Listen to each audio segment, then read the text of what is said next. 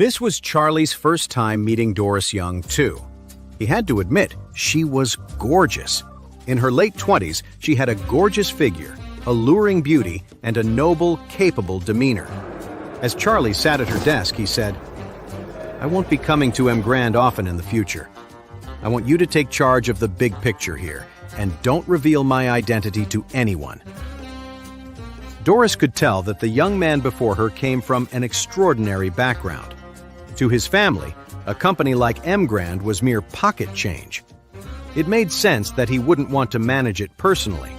She hurried to assure him, "Of course, Mr. Wade. If you ever need anything, just let me know." Just then, a female secretary knocked and entered.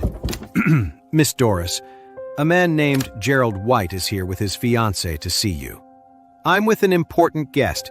Have them wait," Doris instructed.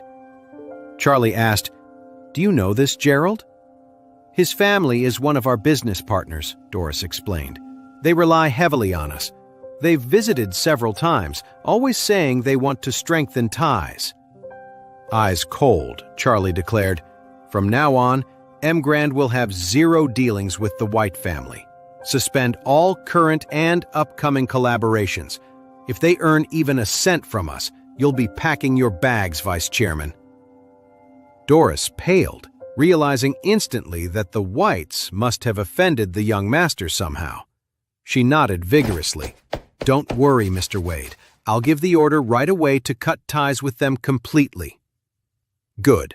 Tell them M. Grand doesn't work with low-quality trash. Then have security throw them out." Outside, Gerald and Wendy waited, eager to cozy up to Doris and make the White family a strategic partner of the powerful M. Grand group. To their shock, Doris's secretary arrived with several security guards in tow. "Will Miss Doris have time to see us?" Gerald asked hopefully. The secretary gave him an icy look. "I'm afraid not. Deputy Doris says M. Grand will not be cooperating with low-quality trash.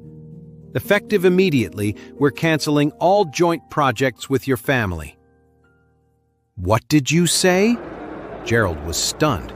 Why did that sound so familiar? Then it hit him. Charlie had said the exact same thing to him in the parking lot. What did Doris mean by this? Why would M. Grand suddenly cut ties with the White family? Gerald's brain couldn't process it. Terminate all cooperation just like that? Over half the White family's profits came through M. Grand. Losing that partnership would slash their strength in half overnight. Refusing to accept it, he shouted, "I want to see Miss Doris. I demand to speak with her face to face." The secretary replied coldly, "I'm sorry, but Vice Chairman Young will not be seeing you. You are banned from setting foot in M. Grand Tower from now on." "Is this some kind of sick joke?" Gerald seethed. "We're M. Grand's long-term partners. You can't just end things out of the blue." Ignoring him, the secretary turned to the guards. "Escort them out." The head of security grabbed Gerald's wrist and wrenched it behind his back. Gerald yelped in pain as the man barked, "You heard her. Get lost. If you keep making trouble, we'll be forced to take more drastic measures. You're just a security guard. How dare you yell at me? Do you have any idea who I am?" The words barely left Gerald's mouth before the guard's palm cracked across his face. "I don't care who you are, punk. Here at M. Grand, you're nothing." Gerald reeled from the stinging slap, his cheek on fire. He was about to explode with rage when his phone suddenly rang. It was his father. "Gerald, what the hell did you do?" The older man roared as soon as he picked up. "M. Grand is severing all ties with us. Who did you piss off over there?" "Dad, I swear I didn't offend anyone," Gerald said, his voice pained. "I just came to see Miss Young, but they wouldn't even let me meet with her." "Well, M. Grand says they're dropping us because you're a worthless piece of trash. The family is going to take a massive hit thanks to you. Get your ass back here and explain yourself to your grandpa. Now." Shell-shocked, Gerald let the security team hustle him out the front gate. A horrible suspicion began to dawn on him. He turned to Wendy, asking shakily, "You don't think—" Could this have anything to do with your loser brother-in-law? Does he have some kind of connection to M. Grand? What? Wendy was taken aback by Gerald's words. Thinking it over carefully, it might indeed be related to her deadbeat brother-in-law. However, he was obviously a loser. Shaking her head, she said flatly, "How could he have anything to do with M. Grand? He's not even qualified to clean their toilets." "You're right," Gerald nodded. Remembering his furious father, he added sullenly, "I better get home fast." News of M. Grand cutting ties with the White family spread like wildfire through Orris Hill. Though no one knew the exact reason, it was clear the Whites had royally pissed off M. Grand. The fallout was catastrophic. The White family's strength plummeted by over half, dropping them from near the top tier to the bottom rungs of the second tier. When old Mrs. Wilson heard, she shook with rage. She wanted to annul Wendy's engagement to Gerald, but realized the Whites, while weakened, still outclassed the Wilsons. Offending them would be disastrous. Bitterly, she shelved the idea for now. Meanwhile, in Doris's office, Charlie reviewed what had just transpired. He was quite impressed with her handling of the situation. "Doris, you did an excellent job," he said. "Starting today, I'm doubling your salary." Doris leaped up and elated. "Thank you so much, Mr. Wade." Charlie nodded. "I also have 2 announcements I need you to make. First, announce the change in M. Grand's ownership and the appointment of a new chairman. Don't reveal their full identity, just that their surname is Wade. That's all anyone needs to know. Second, announce that M. Grand is investing $2 billion to build a 6-star hotel in Orris Hill. We'll be accepting bids from local construction and decoration firms to partner on the project. The Wilson Group's main business was interior design and decoration. Lady Wilson dreamed of hitching their wagon to M. Grand's star. Whichever company won that contract would become the darling of their industry. Now that Charlie owned M. Grand, of course, he'd throw some juicy benefits his wife's way. The 2 announcements from M. Grand Group rocked all of Orris Hill.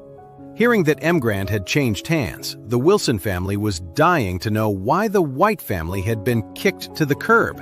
It seemed the group's mysterious new owner looked down on even top-tier families like the Whites. But who was this Mr. Wade character? Just how loaded was he? M. Grand was worth hundreds of billions. Buying and selling on that scale dwarfed even the wealthiest tycoon in Orris Hill. Countless families scrambled to get in Mr. Wade's good graces, hoping to marry off their daughters to this enigmatic billionaire bachelor.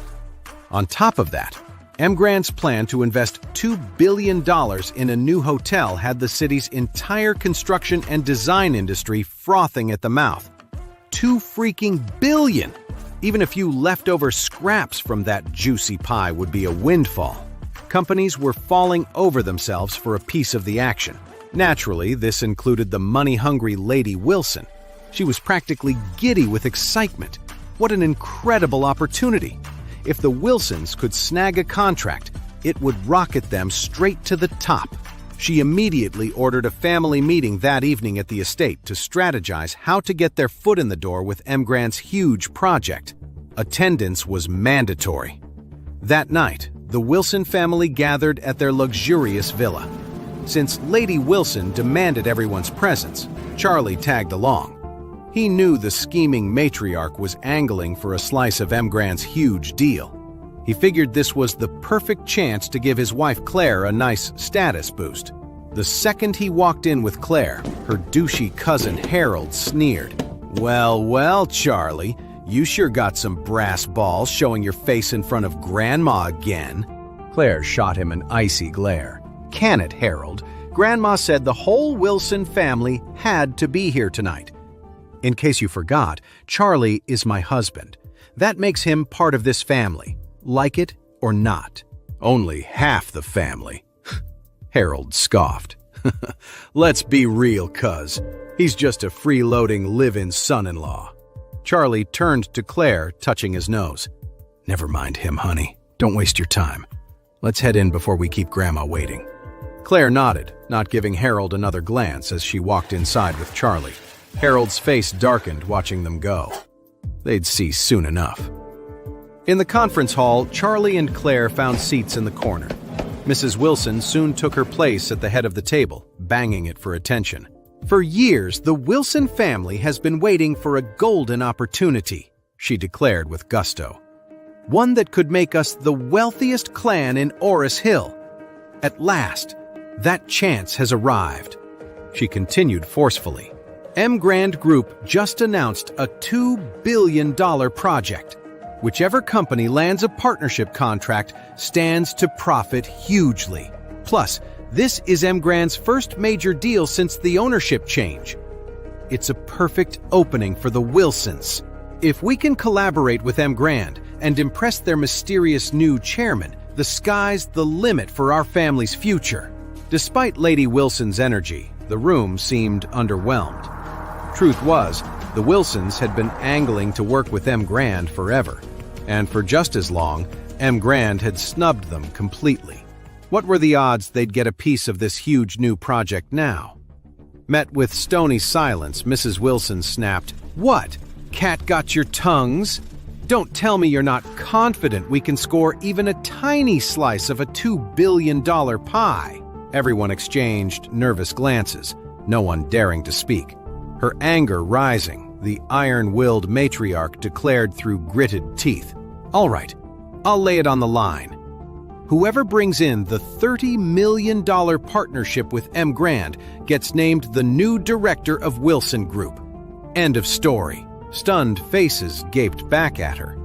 Mrs. Wilson had always ruled with an iron fist, never appointing an official successor.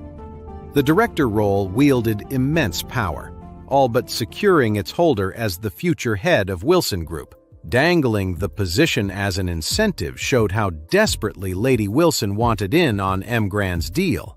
But as juicy as the director spot was, winning it seemed impossible.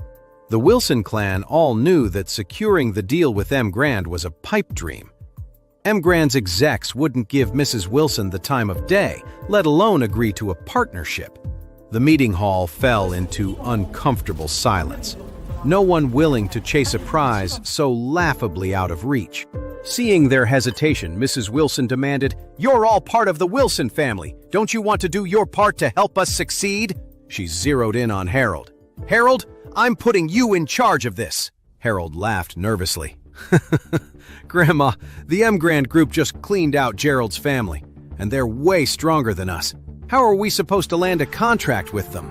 "Idiot," Mrs. Wilson snapped. "Giving up without even trying? You're even more useless than Charlie." Deep down, the Iron Lady was sick of settling for second-rate status. She dreamed of catapulting the Wilson family to the next level. And this M. Grand project was their one shot. No matter how difficult, she refused to let it slip away. She'd assumed Harold, as the eldest grandson, would jump at the chance to prove himself. His spineless refusal infuriated her. Harold felt trapped. Who in their right mind would take on such an impossible task? M. Grand's people would probably boot him out the door. He'd fail miserably and become the laughingstock of Orris Hill. No way in hell was he agreeing to that. After ripping Harold a new one, Mrs. Wilson barked, "Anyone else have the guts to step up and take this on? Speak up!" Charlie gently elbowed Claire and whispered, "Babe, you should volunteer for this." "Are you nuts?" Claire hissed.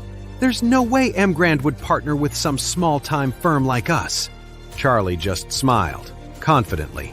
"Trust me, you can totally land this deal." "Wait, seriously?" Claire asked, surprised. "Absolutely," Charlie assured her. "I have total faith in you. Seize this chance, and your status in the family will skyrocket." Though perplexed, Claire found herself believing him. Almost in a trance, she stood up and declared, "Grandma, I'm willing to give it a shot."